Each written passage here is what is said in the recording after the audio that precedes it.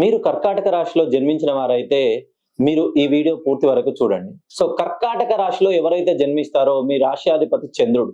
చంద్రుడు ఎలా ఉంటాడంటే మల్టీ టాలెంటెడ్. సో మార్నింగ్ అమావాస్య కొన్ని రోజులు, పౌర్ణమి కొన్ని రోజులు అన్నట్టే ఉంటుంది.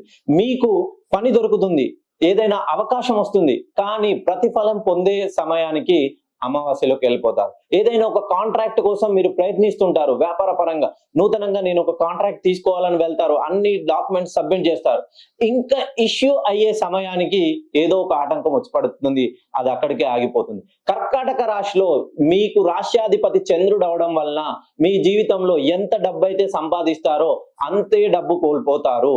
మీరు సుమారుగా ఇప్పటి వరకు ఒక 20 లక్షలు 30 లక్షలు సంపాదించినట్లయితే ఖచ్చితంగా మీ జీవితంలో పౌర్ణమి ఎలాగా ఉంటుందో అమావాస్య కూడా అలాగే ఉంటుంది.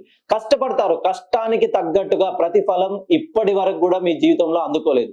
ఒక్కసారి మీ పేరులోని సంఖ్యాబలాన్ని సరి చేసుకున్నట్లయితే ఈ లైఫ్ లో అప్ అండ్ డౌన్స్ అనేది తగ్గేసి ఒక కాన్స్టాంట్ గా మీ సంపాదన మీకే వచ్చేటట్లుగా మంచి పేరులో సంఖ్యాబలాన్ని సరి చేసుకొని మీ రాశిని డెవలప్ చేసుకోండి.